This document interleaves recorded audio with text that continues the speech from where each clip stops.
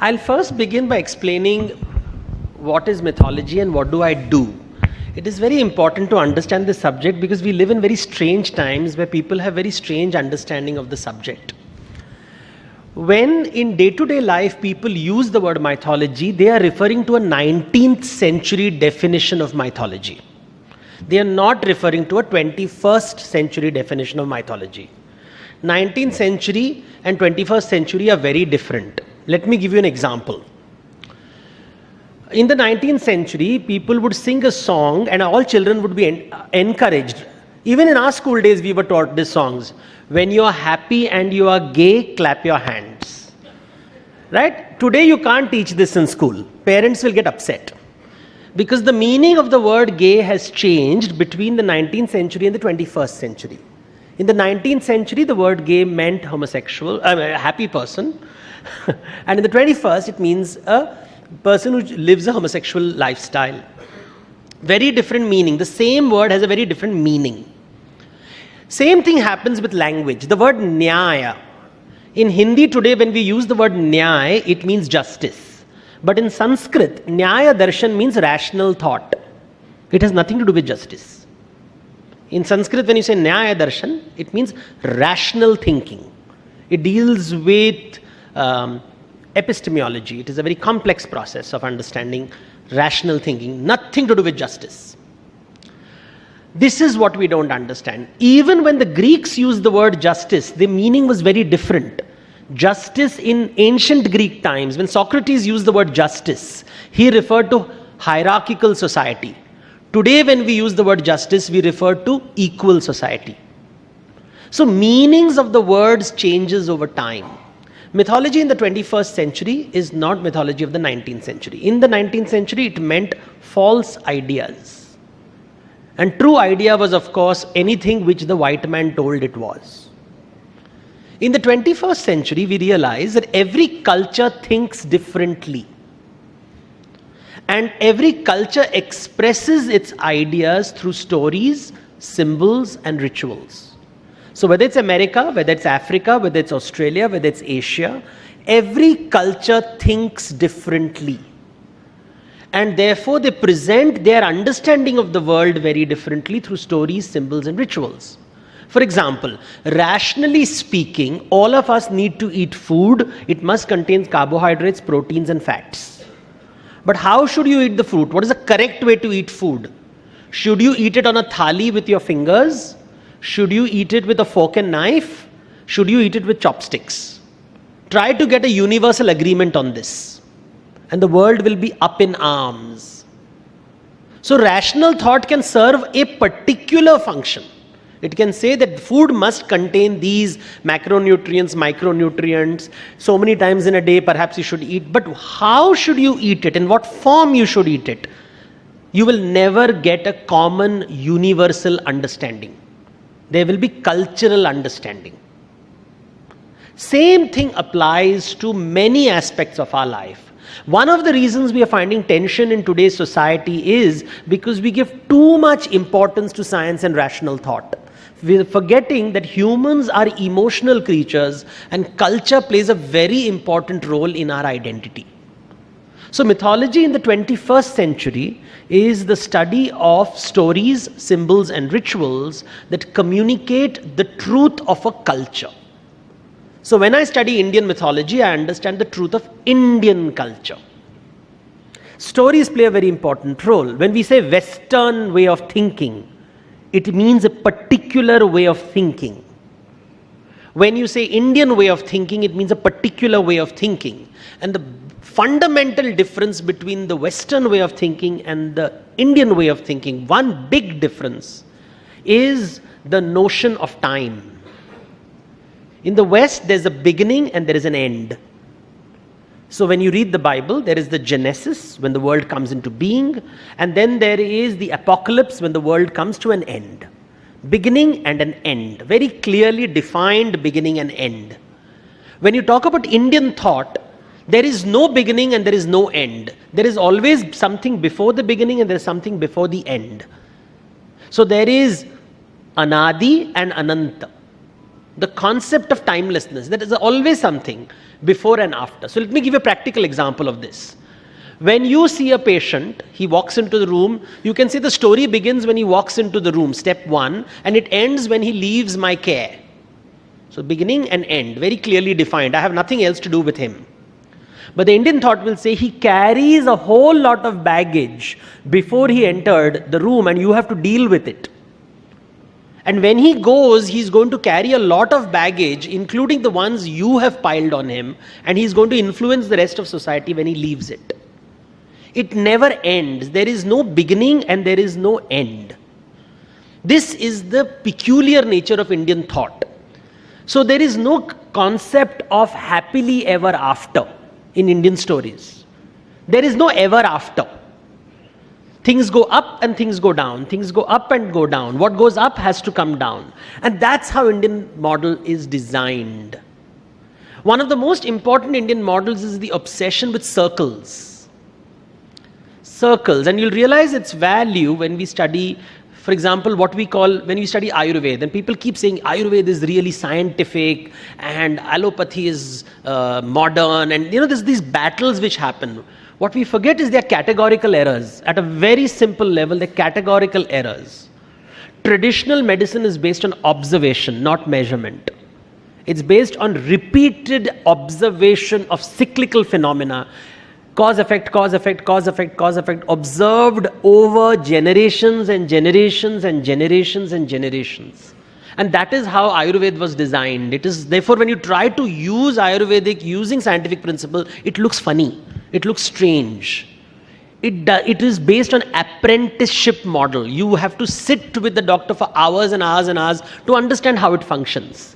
When, as a medical student, I know how medicine is taught. It's a very different method. The method is dramatically different. You are not talking about doshas. You're not talking about humors. You're not talking about balance. You're not talking about harmony. Subjectivity plays a very important role. Subjectivity plays a very important role. When you're dealing with plants and herbs, it will not have the same effect as a purely refined chemical in a laboratory. Plants function very differently. Refined chemicals function very differently. You cannot compare the two. They function very differently. It's called categorical error.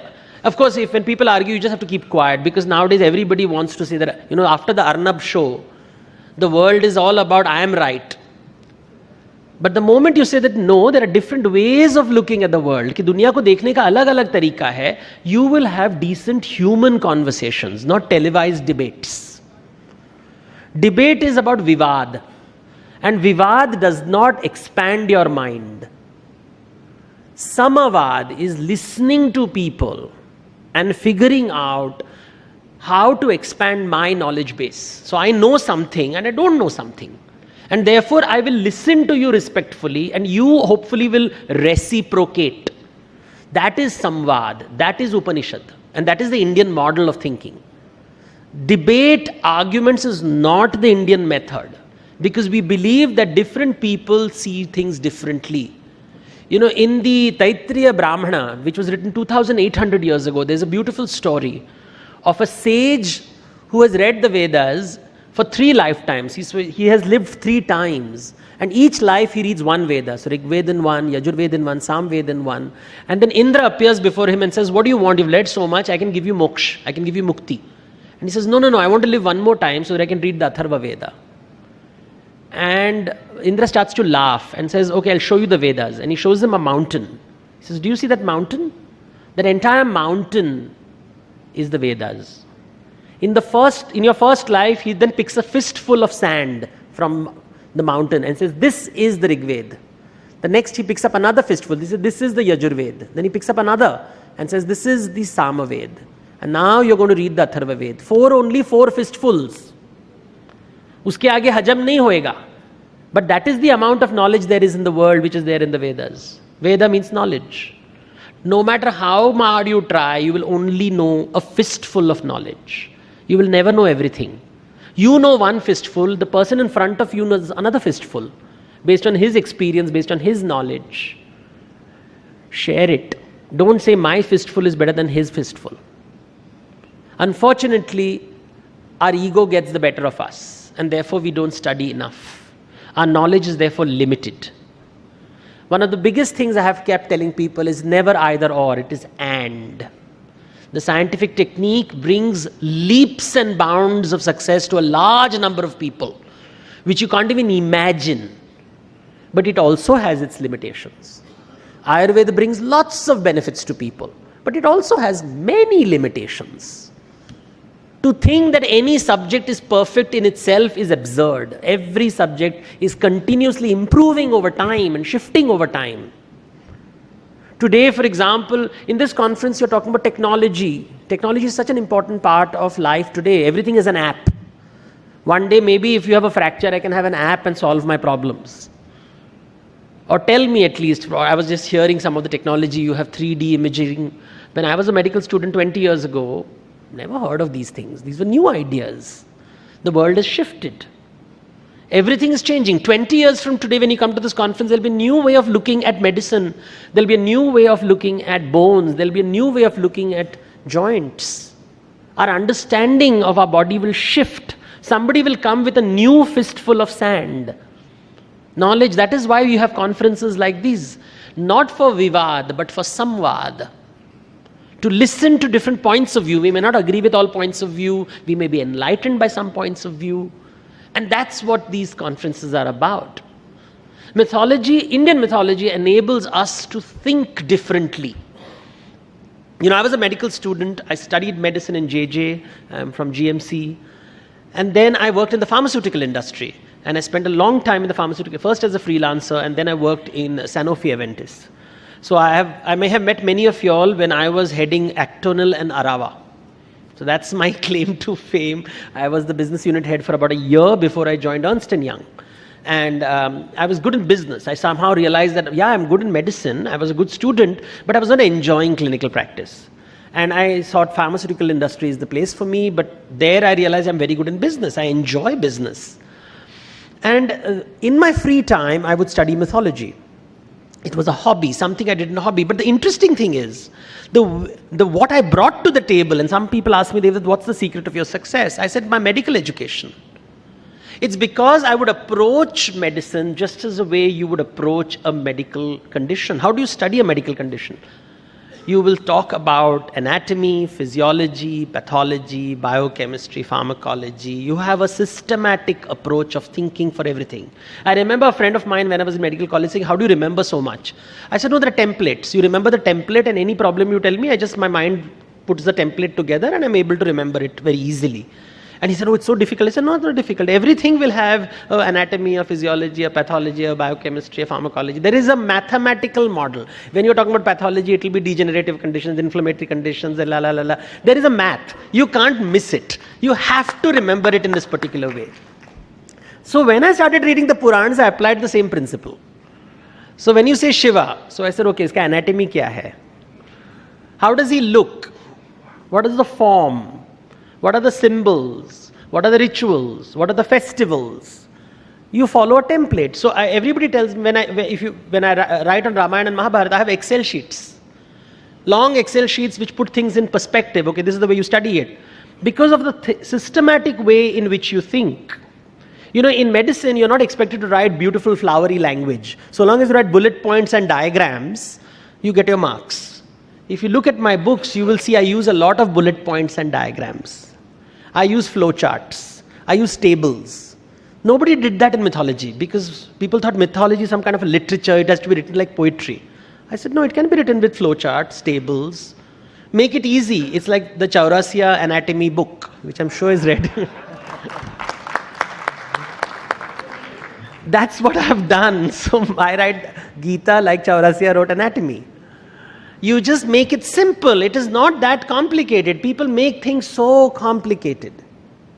You know, it's like people keep saying me, you know, हमारे यहाँ मंत्र, यंत्र, तंत्र होता था. So I said it's not. So it sounds very exotic. Mantra comes from man, deals with the mind. Tantra comes from tan, deals with the body. And yantra means instruments. Something which is not part of your mind and your body, but plays a very important role in your life. As a doctor, you have to deal with mantra. You have to deal with the psychology of the patient. You have to deal with Tantra. You have to deal with his body, which is the primary source of the problem. Broken bones, degenerated joints, blood, muscle, ligaments, and you have to deal with instruments all the time, your surgical instruments, your new technologies that are emerging, your MRI, your CAT scan, these are yantra. So you are dealing with mantra, tantra and yantra.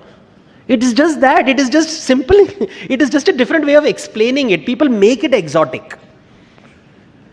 And the thing is, you go to the basic meaning, you go to the fundamentals and see what are, because human beings have not changed in the last 100,000 years. Our anatomy has not changed.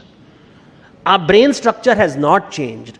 Neurons are continuously making new connections all the time. 20 years ago, nobody talked about new neural connections. We said brain doesn't change after you're 5 years old. Today, neuroscientists are saying, no, new connections are being formed every time, depending on the challenges you face. And our body, the fact is, at a human level, we have not changed at all. 100 years ago, we were insecure. Today also, we are insecure. 100 years ago, we would die. We knew we have an expiry date in our life. Today also, with all the advances in medicine and how long we can prolong a life, the fact is there is an expiry date. You will die. And death brings something wonderful to our life. It makes us think of meaning, artha. If I'm going to die, what is the purpose of life? The best thing that happens to people when they fall ill is they have time to introspect. So in a way, you facilitate philosophy. Young man in the prime of his life, riding a bike, beautiful bike, traveling, whole world in front of him, virile, handsome, girlfriends, job, possibilities, meets with a road accident. Bones are broken, face is damaged. He's going to be in hospital for 1 year. It is going to be traumatic. It is not just the tan, it is not just the body that needs repair. It is his man that needs a repair. Because when he steps out, he may not be the same person. He'll have to deal with the fact that he's not as handsome as he once was. He may have to deal with the fact that he has a limp. He may have to deal with this fact that his co-passenger, the love of his life, is dead. He may have to deal with the fact that someone he cares about has lost a limb. Mantra is as important as tantra. And yantra cannot solve everything.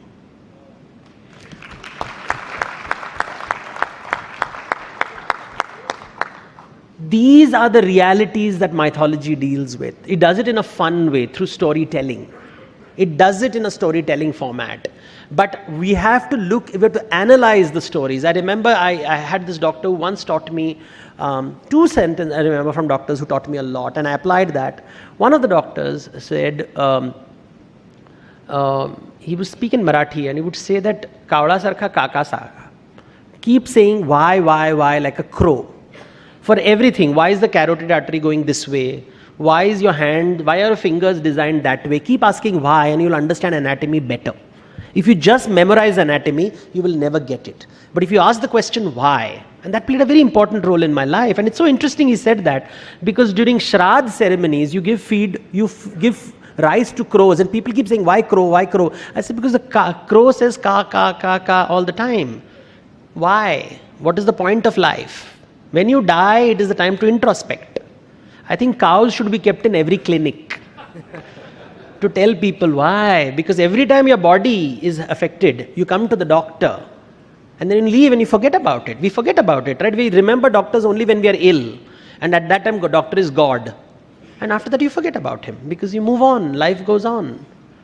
And these are questions to ask. These are fundamental questions to ask.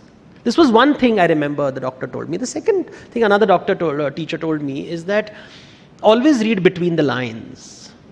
There's a lot of knowledge hidden between the lines. And if you read between the lines, you will start understanding so much. Mythology is all about reading between the lines. The Ramayana, the Mahabharata, yeah, they are stories. But when you start reading between the lines, you realize Ramayana and Mahabharata are essentially property disputes. In Ramayana, you are fighting who? Raja kaun banega Ayodhya ka. When they go to Kishkinda and they deal with the monkeys, there also there is a property dispute. Vali or Sugriv. When you go to Lanka, there is again a property dispute. Ravan has become king by kicking his brother Kuber away. When you go to Mahabharata, it is the biggest property dispute. Even today we have property disputes.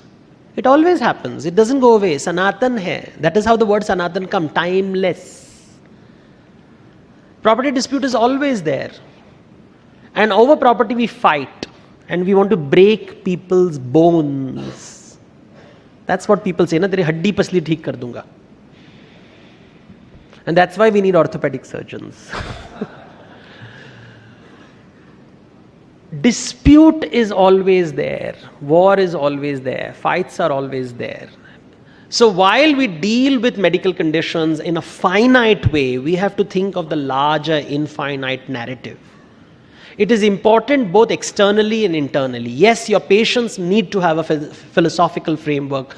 So do doctors. It is important to have a philosophical framework, because when you are successful in your surgery and the patient looks at you and says, "You saved my life," a God complex comes in. We start feeling so powerful, we think we can conquer the world. And then we leave the hospital just a kilometer away where nobody recognizes us.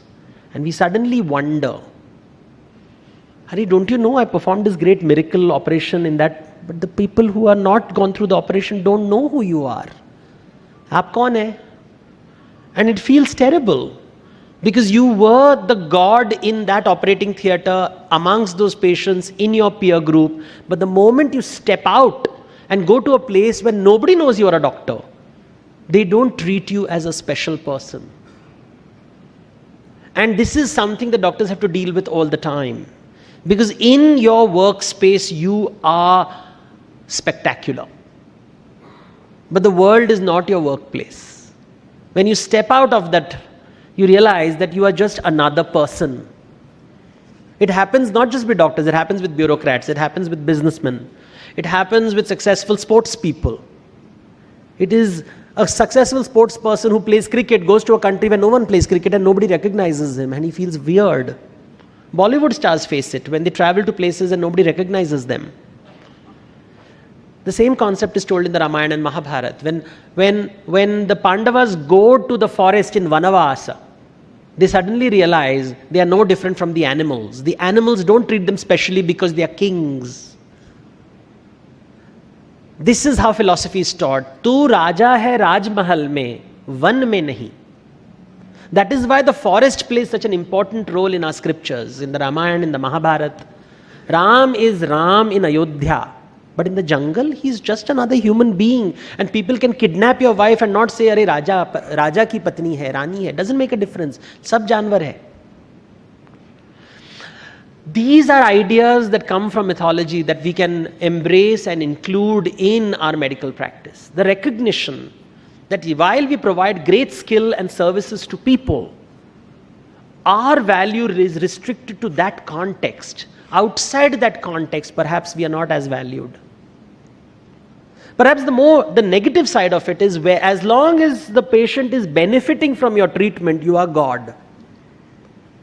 But the moment he is not benefiting from your treatment, he becomes very, very hostile.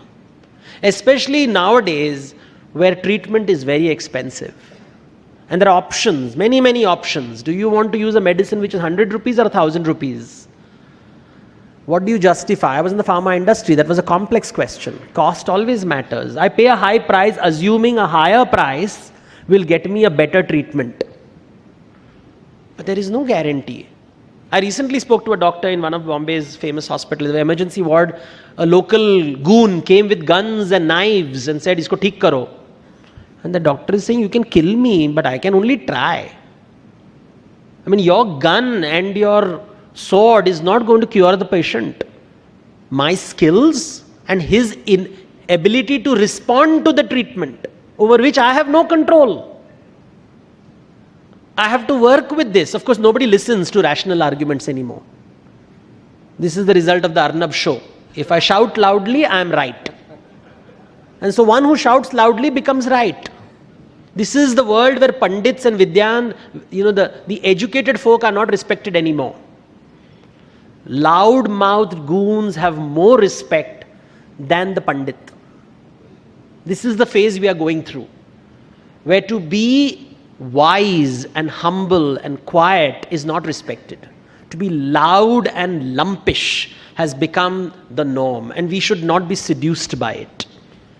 That's a dangerous place to go to. We should focus on our work, we should focus on what we do well, and recognize that there will be people who will not understand the limitations of medicine.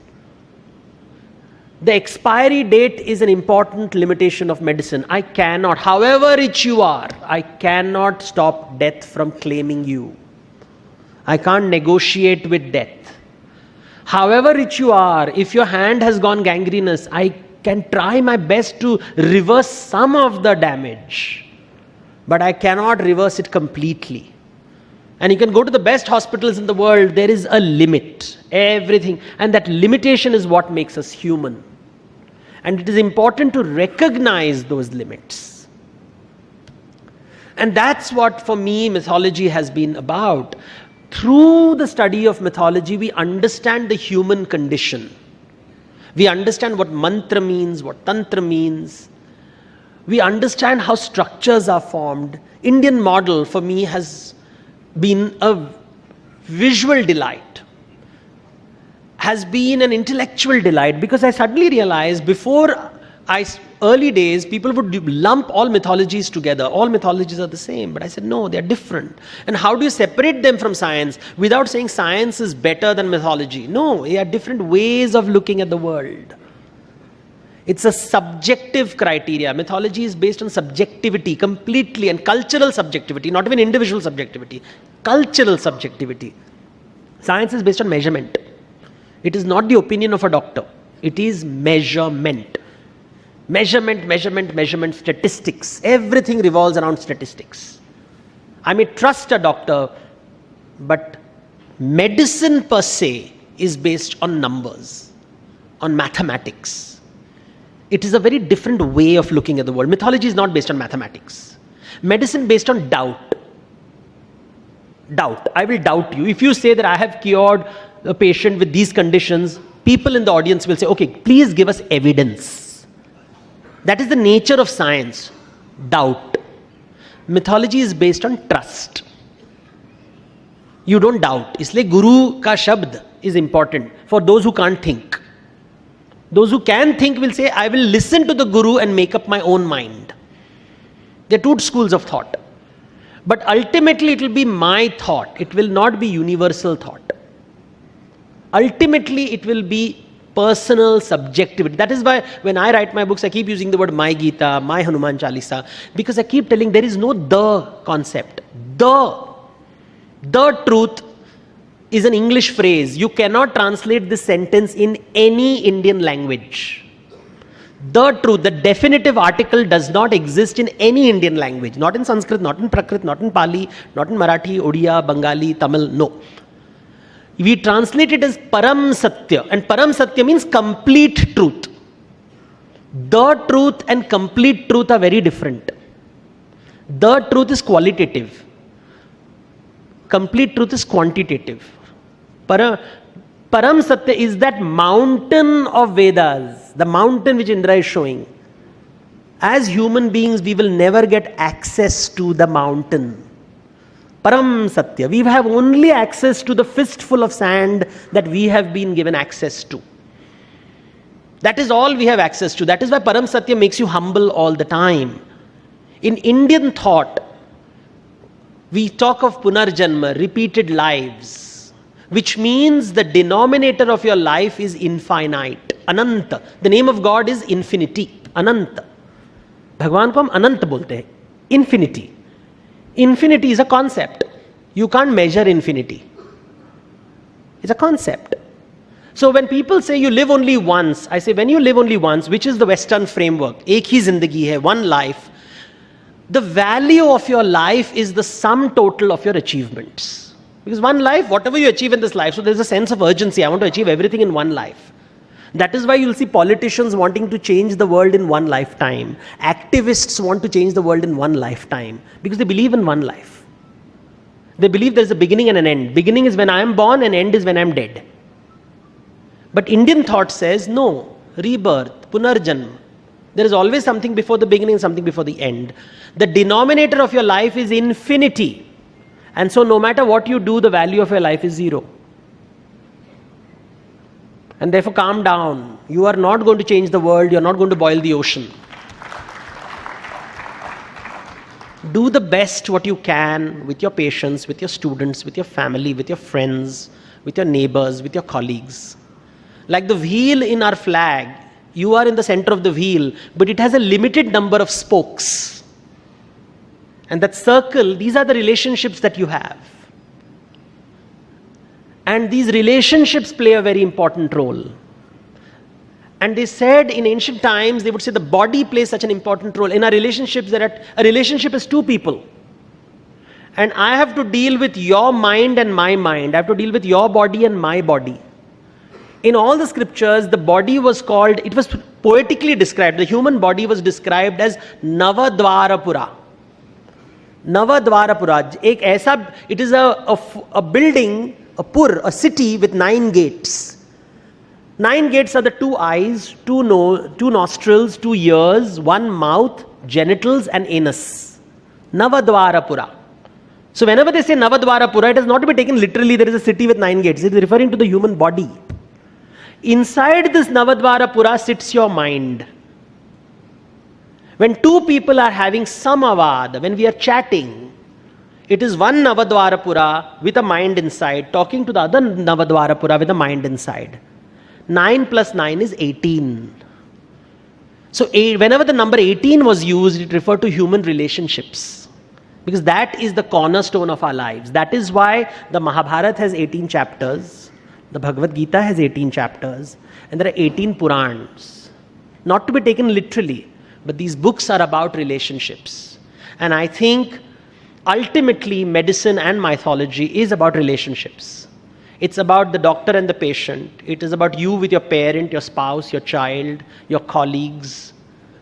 And I hope this few minutes of conversations on mythology draws you from 9 to 18, from individualism to relationships. And you're able to find some answers in both medicine and your life. Thank you.